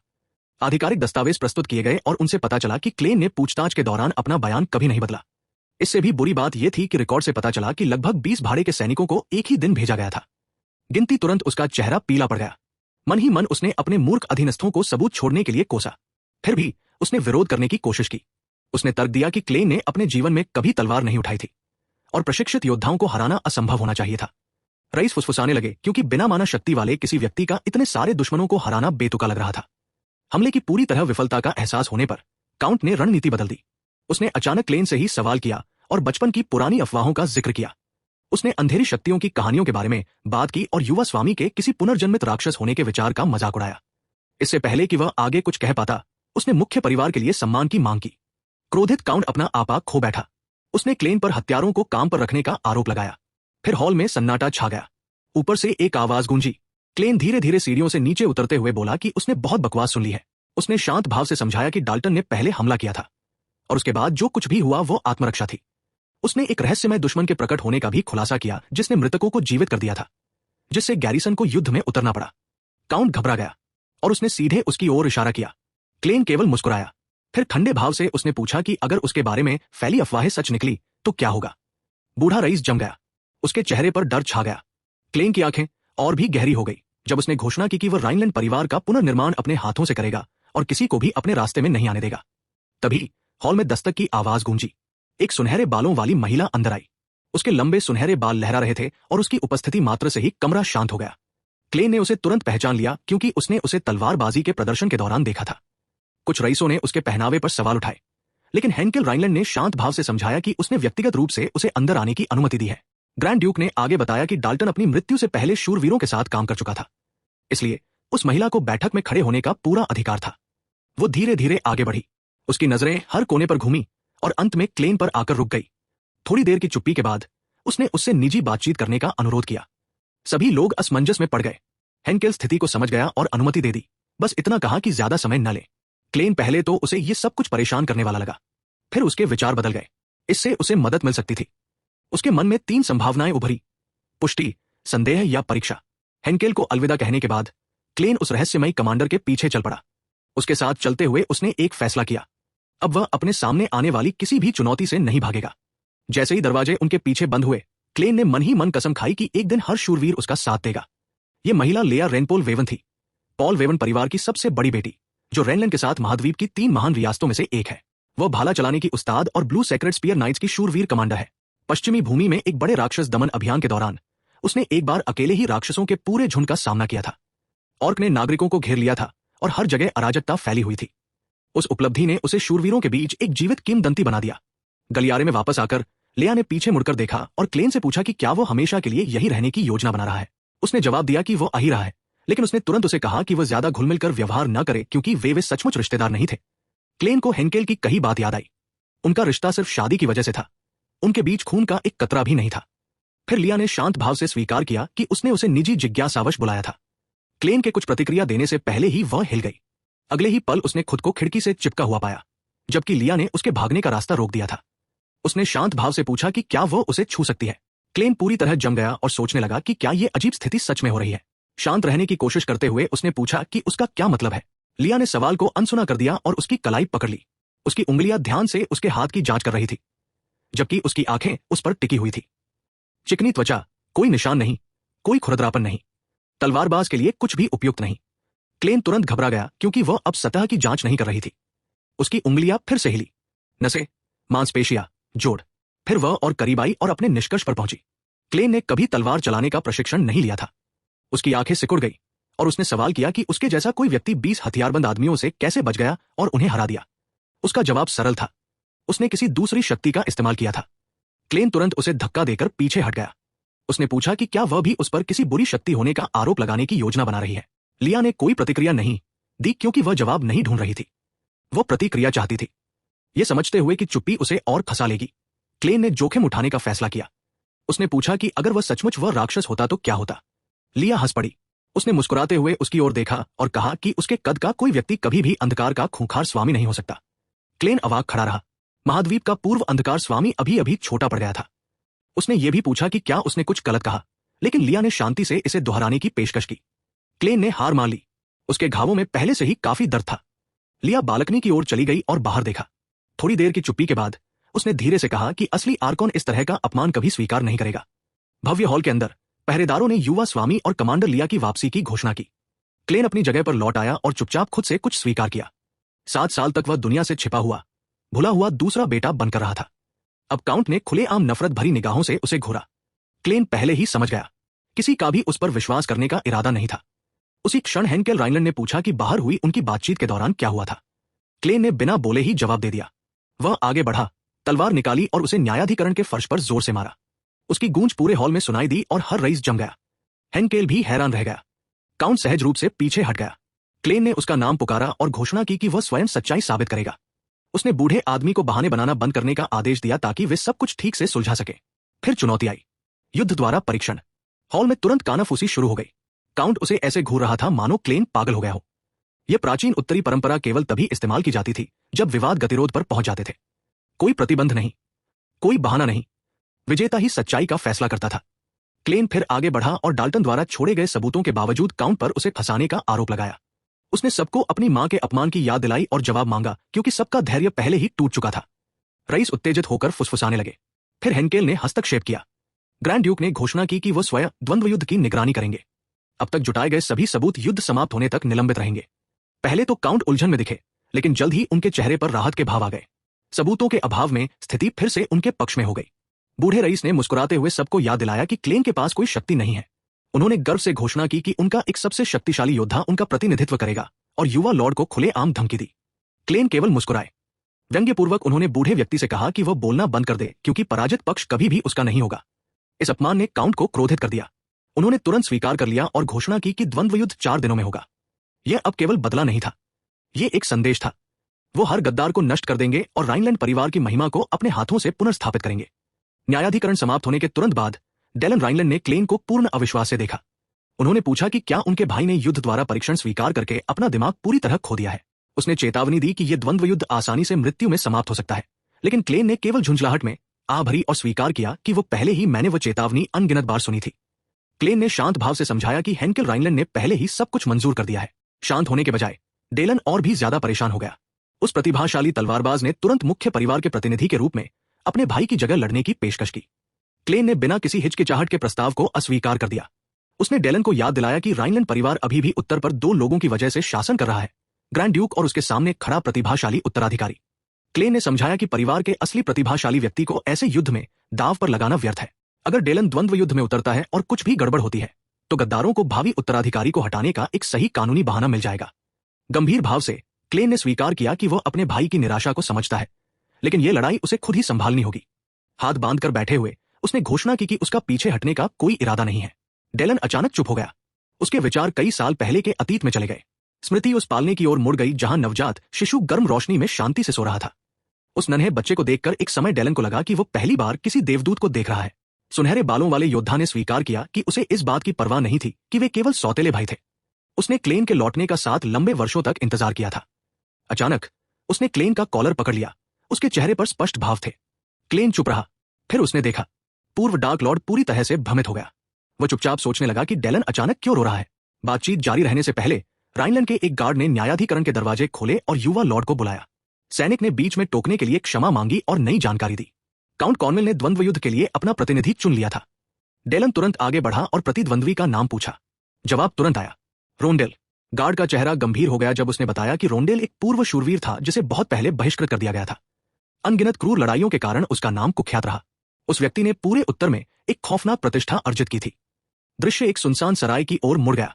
दीवार पर एक शेर का भरा हुआ सिर लटका हुआ था जबकि गहरे लाल रंग की शराब परोसी जा रही थी। पास ही रखे एक प्याले में तरल डाला गया। गार्ड बोलता रहा, रोंडेल ने एक ही कारण से अपनी शूरवीरता खो दी, हत्या करने का उसका जुनून। अगले दृश्य में पूर्ण विनाश दिखाई दिया। उस अराजकता के बीच एक विशालकाय व्यक्ति बैठा था। रोंडेल ने एक पूरा बैरल उठाया और उसे निर्दयता से अपने मुंह में उड़ेल दिया। उसने स्वीकार किया कि उसने बहुत समय से किसी छोटे लड़के की चीखें नहीं सुनी थी। अगले दिन क्लेन के शूरवीर डंकेल ने उसे एक तलवार सौंपी और समझाया कि इसे ठीक उसी तरह बनाया गया है जैसा अनुरोध किया गया था। हालांकि उसने क्लेन को सावधान रहने की चेतावनी दी क्योंकि जैसे ही ये किसी शक्ति से भरी तलवार से टकराएगी ये तुरंत चकनाचूर हो जाएगी। क्लेन चुपचाप तलवार को देखता रहा और सोचा कि आखिरकार वह समय आ गया है। कुछ ही देर बाद वो अखाड़े के अंदर खड़ा था। युद्ध क्षेत्र के ऊपर ड्यूक हेंकेल कुलीन सीटों पर बैठे थे जबकि काउंट कॉर्नवेल उनके बगल में बैठे थे। काउंट कॉर्नवेल ने स्वीकार किया कि उन्हें ड्यूक हेंकेल के स्वयं आने की उम्मीद नहीं थी। मुस्कुराते हुए उन्होंने पूछा कि क्या ड्यूक वास्तव में इस व्यवस्था से सहमत है। उनके अनुसार उनका चैंपियन एक शाही योद्धा था और वह हेंकेल के चैंपियन के लिए बहुत भारी साबित होगा। शक्तिहीन पुत्र, उसने सुझाव दिया कि पहले पुत्र डेलन को भेजने में अभी देर नहीं हुई है। हेंकेल चुप रहा। इस बीच क्लेन ने अखाड़े में चारों ओर देखा और पता लगाया कि उसका प्रतिद्वंद्वी कहाँ है। अचानक उसके पीछे एक विशाल परछाई दिखाई दी। यह रैंडल था। उस दैत्य ने अपना हाथ उठाया और क्लेन का कंधा पकड़ लिया। उसने पूछा कि क्या वो लॉर्ड क्लेन है और टिप्पणी की कि वह उम्मीद से कहीं अधिक जवान दिखता है। रैंडल ने क्लेन की पतली भुजाओं का मजाक उड़ाते हुए कहा कि उसकी गर्दन टूटने पर कैसी आवाज आएगी। पकड़ कसने से पहले ही क्लेन तेजी से छूट गया। दर्शक यह देखकर दंग रह गए कि वह इतनी आसानी से बच निकला। काउंट कॉर्नवाल हंसा और उसका मजाक उड़ाते हुए कहा कि क्लेन तो लड़ाई शुरू होने से पहले ही भाग रहा था। उसने सवाल किया कि क्या उसके जैसा कोई व्यक्ति रैंडल जैसी दीवार का सामना कर सकता है। रैंडल ने कहा कि क्लेन डरा हुआ लग रहा था। हालांकि क्लेन के विचार कहीं और थे। उस विशाल हाथ ने उसे उस पुजारी की याद दिला दी जो शुद्धिकरण अनुष्ठानों के दौरान उसका कंधा पकड़ता था। कुछ क्षणों के लिए अनजाने में ही उसके मन में भय लौट आया था। अखाड़े के ऊपर एक और आकृति चुपचाप उन्हें देख रही थी। वहां लेया थी। उसके नाइट ने चेतावनी दी कि अगर लेडी हेलेन को पता चला कि वह यहां है तो वो बहुत क्रोधित होंगी। लेया ने इस चिंता को नजरअंदाज कर दिया और कहा कि वो औरत उसकी मां तो है नहीं। मन ही मन उसने साहसपूर्वक सोचा कि अगर क्लेन इस आदमी को हरा देता है तो वो उसे अपने होठों से पुरस्कृत करेगी। साथ ही वो क्लेन को घूरती रही क्योंकि उसे कुछ पुष्टि करनी थी। अखाड़े में वापस आकर क्लेन ने अप्रिय गंध के कारण अपनी नाक ढक ली। उसने लापरवाही से कहा कि हाल ही में उसकी गर्दन में अकड़न आ गई है और रैंडल को चेतावनी दी कि वो उसके कंधों को दोबारा न छुए। रैंडल ने चेतावनी को अनसुना कर दिया और उसे एक बार फिर पकड़ लिया। क्लेन ने ठंडे लहजे में कहा कि उसने उसे पहले ही मना कर दिया था और उसे हरामखोर कहा। फिर उसने सवाल किया कि क्या यही रवैया साम्राज्य द्वारा उसे त्यागने का कारण था। रैंडल का चेहरा तुरंत गुस्से से लाल हो गया। अगले ही पल क्लेन के सिर पर एक जोरदार मुक्का पड़ा। क्लेन ने शांति से अपना कोट खोला। रैंडल की मुट्ठी जमीन पर पड़ी और अखाड़े का फर्श तुरंत चकनाचूर हो गया। लेकिन जब धूल छंट गई तो वहां केवल क्लेन का ब्लेजर ही बचा था। दर्शक दंग रह गए। वे न केवल विनाशकारी शक्ति से बल्कि क्लेन के पूरी तरह गायब हो जाने से भी स्तब्ध थे। कुछ ही क्षणों बाद क्लेन उनके पीछे प्रकट हुआ। उन्होंने कहा कि उस दैत्य का स्वभाव बहुत गुस्सैल था। उन्होंने मन ही मन स्वीकार किया कि सीधा मुकाबला मुश्किल होगा। अगर उस विशालकाय शरीर से उन्हें एक भी वार लगा तो वे टुकड़े टुकड़े हो जाएंगे। हालांकि उन्हें यह मानना अच्छा नहीं लग रहा था, लेकिन यह लड़ाई ऐसी नहीं थी जिसे वे हल्के में ले सके। पास में देख रहे बच्चे आपस में फुसफुसा रहे थे। एक ने कहा कि युवा स्वामी क्लेन वार से बचने में माहिर है, लेकिन उन्होंने सवाल किया कि वे जीत कैसे पाएंगे। दूसरे ने कहा कि एक हल्का सा वार भी शायद उनकी हर हड्डी तोड़ देगा। उनकी बातें सुनकर डेलन को उनकी पिछली बातचीत याद आ गई। क्लेन ने उनसे कहा था कि वे युद्ध द्वारा परीक्षण में भाग न लें, क्योंकि इससे दूसरों को राइनलैंड के उत्तराधिकारी को मारने का कानूनी बहाना मिल जाएगा। डेलन जानता था कि क्लेन सही था। उनके परिवार का भविष्य इस लड़ाई पर टिका था, इसलिए वो लापरवाही नहीं कर सकता था। अचानक रैंडल आगे बढ़ा और अपनी तलवार चलाई। क्लेन वार से बच गया। इसके तुरंत बाद क्लेन ने विशालकाय के सिर की ओर पलटवार किया। रैंडल ने उसे पकड़ लिया, तलवार से वार किया और उसे एक तरफ धकेल दिया। क्लेन ने खुद को रोकने के लिए अपनी तलवार जमीन में गाड़ दी। ठीक उसी क्षण रैंडल ने उसे खत्म करने के इरादे से फिर से नीचे की ओर वार किया। क्लेन ने अपनी तलवार से उसे रोक दिया। रैंडल ने उसका मजाक उड़ाया और पूछा कि वो जादू टोना क्यों नहीं कर रहा है। उसने सवाल किया कि क्या उसे महान आर्कमेज नहीं होना चाहिए। क्लेन ने अपने दांत भींच लिए। एक पल के लिए उसके मन में एक भयानक विचार आया। उसने जादू टोना करके सब कुछ खत्म करने के बारे में सोचा। अचानक रैंडल को कुछ अजीब सा महसूस हुआ और वो पीछे हट गया। दर्शक समझ नहीं पाए कि वो पीछे क्यों हटा। रैंडल खुद भी उलझन में था। उसने जरूर कुछ देखा था। क्लेन के चारों ओर कुछ पल के लिए एक अशुभ छाया दिखाई दी। काउंट कॉनवेल ने रैंडल को गालियां दी, जबकि ड्यूक हेंकेल शांति से देखते रहे।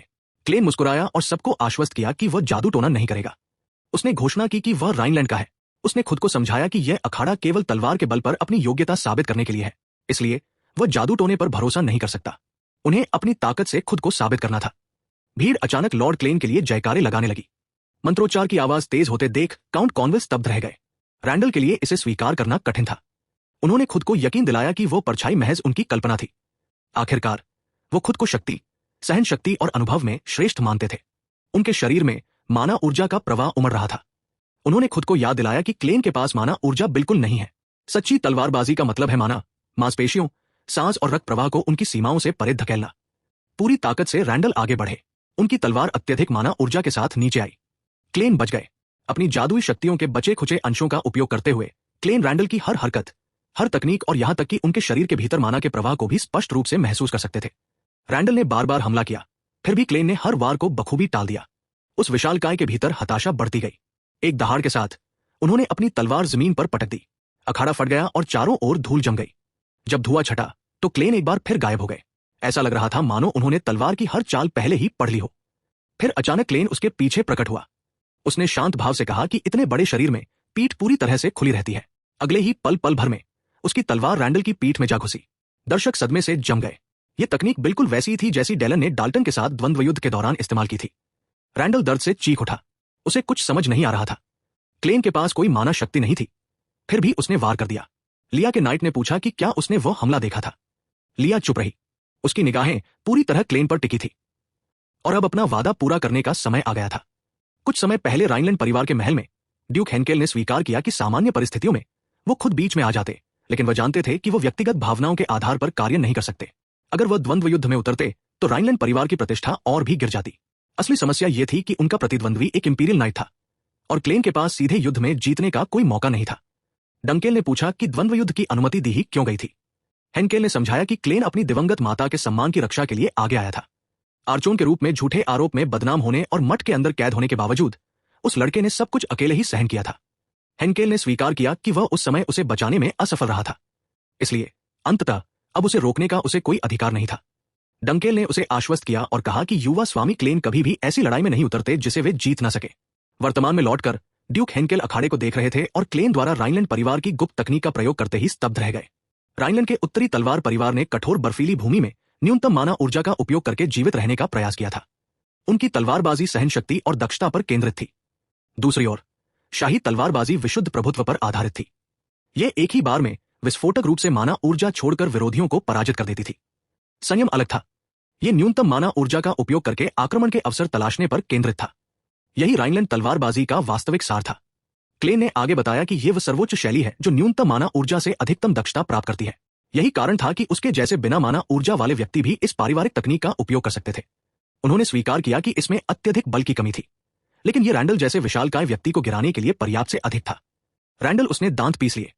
उसके शरीर में माना ऊर्जा का विस्फोट हुआ और नसें और मांसपेशियां असामान्य रूप से खुल गई। पूरा दर्शक सदमे में सन्नाटा छा गया। काउंट कॉर्नवेल के चेहरे पर एक भयावह मुस्कान आ गई। उसने तकनीक को तुरंत पहचान लिया। यह राइनलैंड की गुप्त कला थी, एक मानव विस्फोट जो प्रतिद्वंद्वी की गति को तुरंत रोक देता था।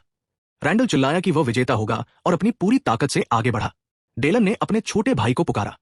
क्लेन ने आत्मरक्षा के लिए अपनी तलवार उठाई। उसी क्षण उसे डंकेल की पहले दी गई चेतावनी याद आई। माना ऊर्जा से भरी तलवार से टकराते ही वह चकनाचूर हो जाएगी। जैसा अनुमान था ठीक वैसा ही हुआ। हथियार टूट गया। रैंडल मुस्कुराया क्योंकि उसे लगा कि आखिरकार जीत आ गई है। हालांकि क्लेन ने सब कुछ योजना बना रखा था। तलवार के टूटे हुए हिस्से का उपयोग करते हुए वो एकदम करीब आ गया और नीचे की ओर वार किया। अगले ही पल रैंडल का कटा हुआ हाथ अखाड़े के फर्श पर जा गिरा। ड्यूक हेंकेल ने तुरंत सभी को रुकने का आदेश दिया। द्वंद्व युद्ध समाप्त हो गया था। दर्शक पूरी तरह अविश्वास से युद्ध क्षेत्र को घूर रहे थे। डंकेल भी अपने देखे हुए दृश्य को मुश्किल से ही स्वीकार कर पा रहा था। जैसे ही क्लेन उन्होंने बताया था कि राइनलैंड की तलवारबाजी कम से कम माना ऊर्जा से की जा सकती है, लेकिन ऐसी महारत हासिल करने के लिए आमतौर पर वर्षों के अनुभव की आवश्यकता होती है। फिर भी युवा उस्ताद ने अपने पैरों की चाल से लेकर तलवार की दिशा तक हर हरकत को पूरी तरह से अंजाम दिया था। इतना ही नहीं, क्लेन ने जानबूझकर अपनी तलवार को टूटने दिया ताकि वह नजदीकी हमले कर सके, चाहे इसे किसी भी नजरिए से देखा जाए। यह एक त्रुटिहीन जीत थी। इसी बीच रैंडल अपनी कटी हुई बाह को पकड़े हुए चीख रहा था। मर्सर्स उसकी ओर दौड़े और तुरंत उपचार का जादू करने लगे। क्लेन ने पूछा कि क्या हाथ को फिर से जोड़ा जा सकता है। उन्होंने मना कर दिया और समझाया कि साधारण उपचार जादू पर्याप्त नहीं होगा, इसके बजाय एक कृत्रिम बाह तैयार करनी होगी। क्लेन ने मन ही मन सोचा कि 200 वर्षों के बाद भी उपचार जादू में शायद ही कोई प्रगति हुई है। कुछ देर बाद ड्यूक हेंकेल अखाड़े में आए और उन्हें पुकारा। उन्होंने पूछा कि इतनी सारी घटनाओं के बाद भी क्लेन क्यों नहीं कांप रहे हैं। क्लेन अचानक अंदर ही अंदर घबरा गए। वो अब आर्कमेज नहीं थे। उन्होंने सोचा कि उन्हें कम से कम डरने का नाटक तो करना चाहिए। इससे पहले कि वह कुछ प्रतिक्रिया कर पाता, काउंट कॉर्नवेल गुस्से में आगे बढ़ गया। वो आदमी कुछ कर नहीं सका। रैंडल के हारने का यकीन करते हुए उसने चिल्लाकर कहा कि उस शूरवीर को किराए पर लेने में बहुत धन खर्च किया गया था। हेंकेल ने उसे उनके समझौते की याद दिलाई। चूंकि द्वंद्व युद्ध समाप्त हो चुका था, कॉर्नवेल को अपनी गलती स्वीकार करनी चाहिए थी और विजेता की मांग पूरी करनी चाहिए थी। कॉर्नवेल ने इनकार कर दिया। उसने घोषणा की कि वह अपने बेटे और अपने खास शूरवीर को पहले ही खो चुका है। अचानक उसका शरीर जम गया। ऐसा लगा जैसे उसकी गर्दन चीर दी गई हो। किसी ने उसका पूरा नाम पुकारा। वो आदमी घुटनों के बल गिर पड़ा। उसे समझ नहीं आ रहा था कि क्या हुआ है, क्योंकि उसे यकीन था कि क्लेन ने अभी अभी उसका गला काटा है। क्लेन ने उसे ठंडेपन से देखा। द्वंद्व युद्ध के विजेता के रूप में उसने काउंट कॉर्नवेल को उत्तर के स्वामी के सामने अपने पापों को स्वीकार करने का आदेश दिया। फिर वो उसके करीब झुका और उसके कान में फुसफुसाया। उसने उसे घुटने टेककर क्षमा मांगने का आदेश दिया, क्योंकि वो अपने पापों के बोझ तले दब जाएगा और हमेशा के लिए पश्चाताप करेगा। जैसे ही ये शब्द उसके कानों में पड़े, कॉर्नवेल को लगा जैसे मौत का एक विशाल साया उसके ऊपर मंडरा रहा हो। बचना नामुमकिन था। वह तुरंत टूट गया। उसने अपनी गलती स्वीकार की। उसने माना कि उसने और उसके बेटे दोनों ने युवा स्वामी को नुकसान पहुंचाने की कोशिश की थी। क्लेन, उसने आगे स्वीकार किया कि उसने ग्रैंड डचेस क्लेयर का अपमान किया था। भीड़ को इस पर विश्वास नहीं हो रहा था। ब्रांच परिवार का एक प्रमुख स्तंभ पूरी तरह से ढह गया था। क्लेन ने जिस तकनीक का इस्तेमाल किया था, उसे मृत व्यक्ति की आवाज कहा जाता था। यह आत्माओं को विचलित करने की एक अनूठी तकनीक थी, जो तांत्रिकों द्वारा इस्तेमाल की जाती थी। यह तकनीक मृतकों की उपस्थिति का आह्वान करके जीवित लोगों में अत्यधिक भय उत्पन्न करती थी। यह आवाज सीधे उसके चेहरे पर फुसफुसाई गई थी। इसमें कोई आश्चर्य नहीं था कि कॉर्नवेल अपना मानसिक संतुलन खो बैठा। क्लेन ने धीरे धीरे टूटी हुई तलवार को आकाश की ओर उठाया और सबका ध्यान अपनी ओर आकर्षित किया।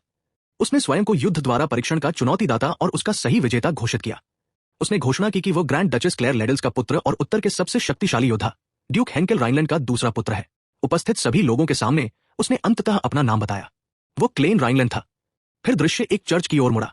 गैरिसन चुपचाप अंदर आया। एक बूढ़ा व्यक्ति वेदी के सामने घुटने टेककर प्रकाश के देवता से प्रार्थना कर रहा था। जैसे ही गैरिसन पास आया, उसने उसे कार्डिनल मुरॉक कहकर संबोधित किया। कार्डिनल ने पूछा कि क्या हुआ था, क्योंकि गैरिसन की आवाज असामान्य रूप से गंभीर लग रही थी। गैरिसन ने सूचना दी कि निगरानी के लक्ष्य पर हमला हुआ था। हमलावर एक जादूगर और कुछ मरे हुए प्राणी थे। जिस निगरानी लक्ष्य का वो जिक्र कर रहा था, वो क्लेन था। कार्डिनल मुरोक शांत रहे। उन्होंने समझाया कि चिंता करने की कोई जरूरत नहीं है, क्योंकि सब कुछ योजना का हिस्सा था। जादूगर को साम्राज्य के साथ ही भेज दिया गया था। उनके अनुसार जादूगर स्वाभाविक रूप से भय फैलाते हैं। उनसे भयभीत लोग अनिवार्य रूप से पवित्र आदेश के माध्यम से मुक्ति की तलाश करेंगे। जितने अधिक अनुयायी होंगे, उतना ही अधिक प्रभाव होगा। बूढ़े व्यक्ति ने पूछा कि क्या गैरिसन समझ गए हैं? यदि पवित्र आदेश को पुनर्जीवित किया जा सकता है और मुट्ठी भर बलिदानों के माध्यम से ईश्वर की इच्छा फैलाई जा सकती है, तो ये कीमत स्वीकार्य है। अचानक गैरिसन ने उनकी गर्दन पकड़ ली। निर्मम स्वर में उन्होंने घोषणा की कि पवित्र मंदिर के एक सेवक ने राजनीतिक लाभ के लिए आस्था का त्याग कर विधर्मियों के साथ गठबंधन कर लिया है। बूढ़ा व्यक्ति लड़खड़ा गया और स्पष्टीकरण मांगा। गैरिसन ने अपनी पकड़ और कस ली। अगले ही पल कार्डिनल का सिर फट गया। उसी क्षण एक और व्यक्ति कमरे में आया। उसने शांत भाव से पूछा कि क्या गैरिसन अब बेहतर महसूस कर रहे हैं। नवागंतुक ने टिप्पणी की, गैरिसन ने कई जादूगरों से भी ज्यादा पादरियों को मार डाला था। यह व्यक्ति आर्कबिशप पालामा एल था। उसने आगे कहा कि पवित्र संगठन को वास्तव में यह जानना चाहिए कि गैरिसन ने अपने भीतर किस प्रकार का अंधकार छिपा रखा है। गैरिसन चुप रहा और फिर पूछा कि क्या यह सारी घटना उसी की करतूत थी। पालामा ने तुरंत इससे इनकार कर दिया। उसने बताया कि वो केवल निगरानी लक्ष्य के बारे में जानकारी लाया था। अचानक गैरिसन ने हमला कर दिया। हमला होने से पहले ही पालामा गायब हो गया और उसके पीछे फिर से प्रकट हो गया। उसने समझाया कि जादू टोना हमेशा निशान छोड़ जाता है। उसके हाथ में एक क्रॉस था। उसने बताया कि यह उस जादूगर का था जिसे पहले मार दिया गया था और जिसमें अभी भी जादू के अवशेष मौजूद थे। एक निशान आत्मा वापसी कला का था, वह तकनीक जिसका उपयोग शवों को जीवित करने के लिए किया जाता था और जिस पर साम्राज्य वर्तमान में शोध कर रहा था। दूसरा निशान अलग था। यह जादू टोने के मूल रूप जैसा था, जो शरीरों के बजाय आत्माओं को नियंत्रित करता था। गैरिसन ने पूछा कि इसका क्या अर्थ है। पालामा ने उसे ध्यान से सुनने को कहा। घटनास्थल पर 2 जादूगर मौजूद थे। फिर उसने सच्चाई का खुलासा किया। निगरानी राइनलैंड परिवार के दूसरे बेटे क्लेन राइनलैंड स्वयं एक जादूगर थे। ये शब्द गैरिसन को बहुत चुभे। पहली बार उन्हें भी ये बात स्वीकार करने में कठिनाई हुई कि क्लेन सचमुच एक जादूगर हो सकते हैं। दृश्य एक खदान की ओर मुड़ा जहां एक बूढ़ा मजदूर मानव पत्थरों को संभाल रहा था। वो अपने काम में इतना मग्न था कि उसने अपने पीछे मंडराती किसी उपस्थिति पर ध्यान नहीं दिया। जब तक उसे इसका एहसास हुआ तब तक बहुत देर हो चुकी थी। एक राक्षस ने अचानक उस पर हमला कर दिया। राइनलैंड की जागीर में उसकी नौकरानी अपनी सफलता का जश्न मना रही थी। उसने आखिरकार युवा मालिक क्लेन के चेहरे की प्रतिकृति वाली गुड़िया बना ली थी। गर्व से उसे उठाते हुए उसने घोषणा की कि यह बिल्कुल उन्हीं की तरह दिखती है। इस बीच क्लेन चुपचाप पास में बैठकर एक किताब पढ़ रहे थे। युद्ध द्वारा परीक्षण को 1 सप्ताह बीत चुका था। उन्होंने राइनलैंड परिवार की तकनीक का उपयोग करके रैंडल को हराया था। मृत व्यक्ति की आवाज के माध्यम से काउंट कॉनवेल का कबूलनामा निकलवाया था और सभी शाखा परिवारों के सामने सार्वजनिक रूप से अपने अस्तित्व की घोषणा की थी। क्लेन को उम्मीद थी कि लोग आखिरकार उन्हें स्वीकार करेंगे। दुर्भाग्यवश वास्तविकता कुछ और ही थी। 15 साल का यह शरीर इन सब चीजों का सामना नहीं कर पा रहा था। नौकरानी को खेलते देख क्लेन ने जल्दी से उससे कहा कि अगर उसका खेल खत्म हो गया है तो उसे अपने कमरे में जाकर सो जाना चाहिए। उसने अपने गाल फुलाए और शिकायत की कि युवा मालिक क्लेन हमेशा कंजूस रहता है क्योंकि वह केवल अकेले ही खेलता है। क्लेन ने पूछा कि उसका क्या मतलब है क्योंकि वह स्पष्ट रूप से पढ़ रहा था। उसने तर्क दिया कि यह तो सिर्फ एक उपन्यास है, इसलिए पढ़ना भी खेल ही माना जाएगा। हालांकि बाहरी दिखावा धोखा देने वाला था। कवर एक साधारण उपन्यास जैसा दिखता था, लेकिन अंदर के पन्ने शरीर रचना रेखाचित्रों, जादुई सर्किटों, मंत्र संरचनाओं और तंत्र मंत्र सिद्धांतों से भरे हुए थे। ये उसके निजी शोध नोट्स थे। इस समय क्लेन अधिकतम 11 कंकालों को बुला सकता था।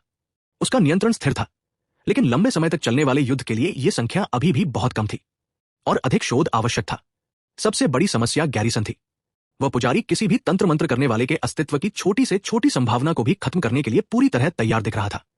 उसे पहले से ही शक था। पुजारी के दोबारा उसे ढूंढने आने से पहले क्लेन को अपनी मूल शक्ति को और अधिक पुनः प्राप्त करने की आवश्यकता थी।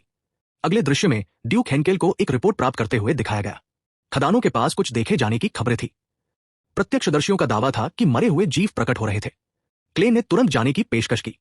मन ही मन वह जानता था कि असली लड़ाई ही शोध का सबसे अच्छा तरीका है। उसके पिता ने उसे चेतावनी दी कि हताहतों की सूचना पहले ही मिल चुकी है और पूछा कि क्या वह सचमुच ठीक रहेगा। क्लेन ने उन्हें आश्वस्त किया कि कोई समस्या नहीं होगी। मन ही मन वह राहत महसूस कर रहा था क्योंकि युद्ध के अनुभव के बाद उसके पिता भी उसे स्वीकार करते हुए प्रतीत हो रहे थे। यदि दुश्मन मरे हुए जीव थे तो वे शायद वही जीव थे जिन्होंने पहले उस पर हमला किया था। हालांकि चीजें उम्मीद के मुताबिक नहीं हुई। ड्यूक हेंकेल के सीधे आदेश पर डंकेल को उसके साथ भेजा गया था। क्लेन ने मन ही मन अपनी किस्मत को कोसा क्योंकि उसे इसकी उम्मीद करनी चाहिए थी। डंकेल ने ऊपर की ओर देखा और कहा कि मिशन के दौरान रात का आकाश हमेशा सुंदर दिखाई देता है। क्लेन ने उसे मांस की एक सींग थमा दी। डंकेल ने उसे धन्यवाद दिया और झिझकते हुए कहा कि उसे खाना पकाने में भी मदद करनी चाहिए।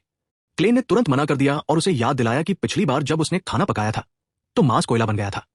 शांत रहना कहीं अधिक मददगार होगा। क्लेन को एक बात बहुत स्पष्ट रूप से समझ आ गई थी। डंकेल एक नाइट कमांडर होने के बावजूद इस खेल में पूरी तरह से नाकाम था। खाना पकाना और शिकार करना। डंकेल ने माफी मांगी।